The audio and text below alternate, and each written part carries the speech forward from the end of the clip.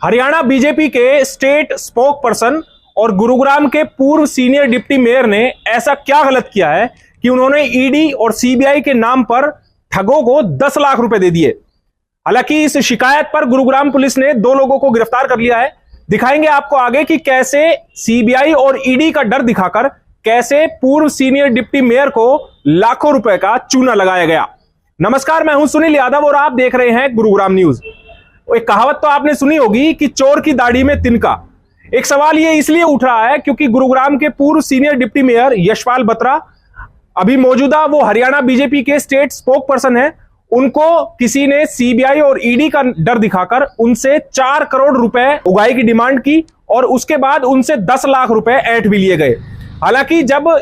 पूर्व senior deputy mayor Yashpal Batra को इस बात की भनक लगी कि वो तो ठगी का शिकार हो गए हैं और उनको गलत तरीके से फंसाने के लिए ईडी और सीबीआई का डर दिखाया जा रहा है, तो उन्होंने गुरुग्राम पुलिस से इस पूरे मामले की शिकायत की।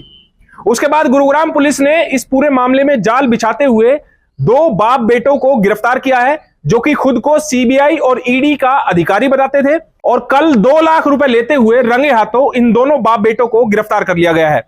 दरअसल गुरुग्राम के ही रहने वाले यशपाल अरोड़ा और उनके बेटे राहुल अरोड़ा खुद को सीबीआई और ईडी का अधिकारी बताते थे और फिर उन्होंने पूर्व senior deputy mayor Yashpal Batra के खिलाफ सीबीआई की और ईडी को दी हुई एक शिकायत के बारे में बताया कि आपके खिलाफ प्रॉपर्टी से जुड़ी हुई शिकायत इन दोनों विभागों में दी हुई है। अगर आप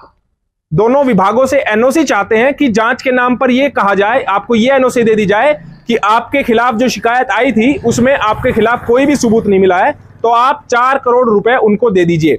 इस बात से डरकर पूर्व senior deputy mayor Yashpal Batra ने 10 लाख रुपए तो इन ठगों को दे दिए थे और आगे जब ये और पैसों की डिमांड करने लगे तो उसके बाद पूर्व senior deputy mayor Yashpal Batra police के पास पहुंचे, जिसके बाद गुरुग्राम पुलिस ने जाल बिछाया और दोनों बाप बेटों को न्यू कॉलोनी थाने के अंदर केस दर्ज करके गिरफ्तार कर लिया गया है।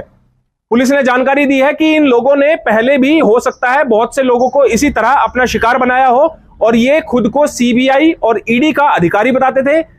किसी के भी खिलाफ फर्जी शिकायत करके फर्जी लेटर बनाकर ये उनको डर दिखाकर उनसे पैसे ऐंठने का काम किया करते थे। हालांकि पुलिस का दावा है कि जो लेटर्स और जो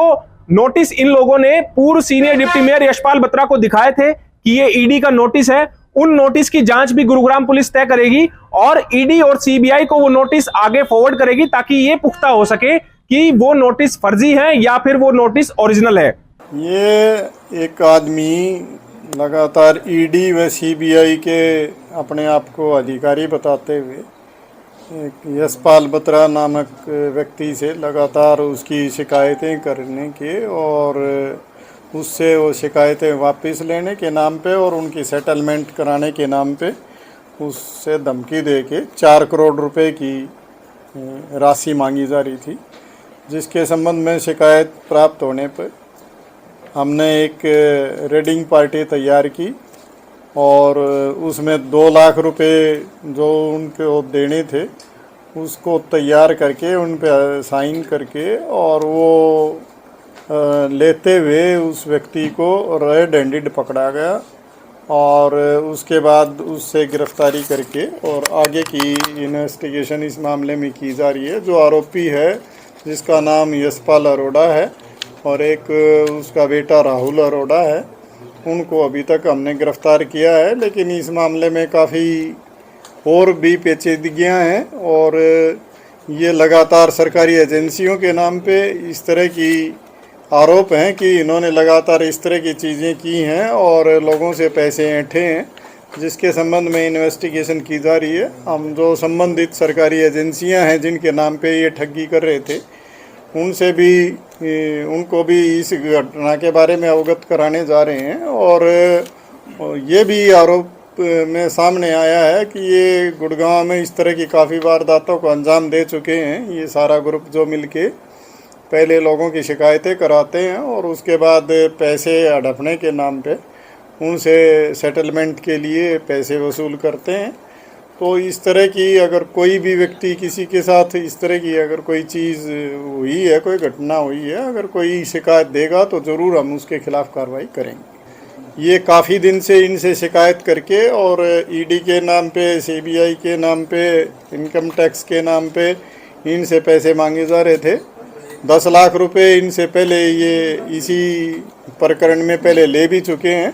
और वो इसलिए दिए गए थे कि ताकि इनका विश्वास बने इन पे, इसलिए उनको ये 10 लाख रुपए की राशि उन्होंने पहले हैंड ओवर कर दी थी और उसी प्रकरण में उनको अब 2 लाख रुपए और दिए जा रहे थे, जिसमें वो रेड हैंडेड पकड़े गए और 4 करोड़ रुपए की टोटल इसमें डिमांड थी। नहीं तो उनको और उनके परिवार को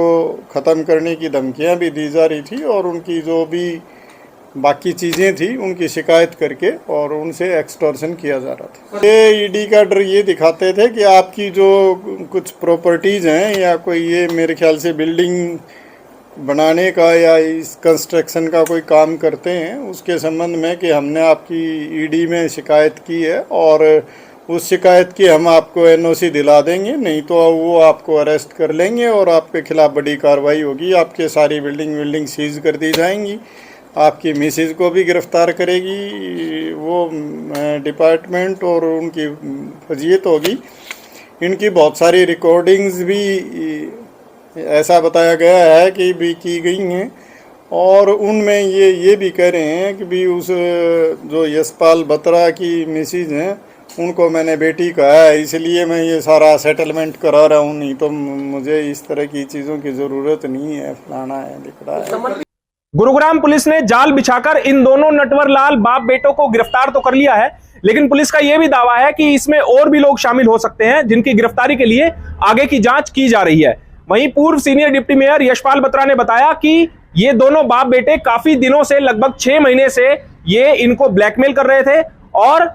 हो सकता है कि इनके साथ और भी बड़े बड़े अधिकारी मिले हुए हों जो इनके सिंडिकेट में काम करते हैं। इसीलिए यशपाल बत्रा ने ये मांग की है कि बाकी इनकी जो कॉल डिटेल्स हैं और जो इनके रिकॉर्ड्स हैं वो भी खंगाले जाएं ताकि ये साफ हो सके कि इनका गिरोह कितना बड़ा है और कौन कौन से अधिकारी इनके साथ मिले हुए हैं।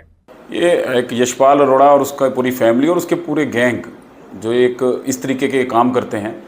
जो पहले लोगों की शिकायतें करके उनसे इस तरीके की वसूली करते हैं, ईडी के नाम से, सीबीआई के नाम से, एमसीजी के नाम से और भी अलग अलग डिफरेंट तरीके की कंप्लेंट्स करके उनके खिलाफ उनसे पैसा वसूलने की कोशिश करते हैं। ऐसे ही पीछे इन्होंने कोई कंप्लेंट, फेक कंप्लेंट मेरे नाम से करी कि इनके पास इतनी प्रॉपर्टी और ये और वो, ईडी के अंदर, सीबीआई के अंदर, और अपने आप को बताया कि मैं सीबीआई का डिप्टी डायरेक्टर हूँ, मेरा बेटा ईडी में है, मेरी वाइफ, इस तरीके की ये सारी बातें इन्होंने बताई। और उस मामले को निपटाने के लिए इन्होंने एक मध्यस्थता वाला एक बीच में बंदा इन्होंने तय किया, वो मेरे से संपर्क में रहा और एक एडवोकेट है मिस्टर राजेंद्र पाठक, वो कंप्लेंट करते हैं और ये सब मिलके गैंग है, उस गैंग के तहत ही काम करते हैं। और पीछे इन्होंने मेरे से संपर्क करके ईडी के नाम से मिस्टर कोई AK सिंह डिप्टी डायरेक्टर हैं, उनके नाम से 4 करोड़ रुपए की डिमांड करी कि आपको वो एनओसी दे देंगे कि यशपाल बत्रा के नाम से कुछ भी नहीं पाया गया। कैसे आपको और कब से ये ब्लैकमेल करता है? पिछले 6-8 महीने से कुछ ना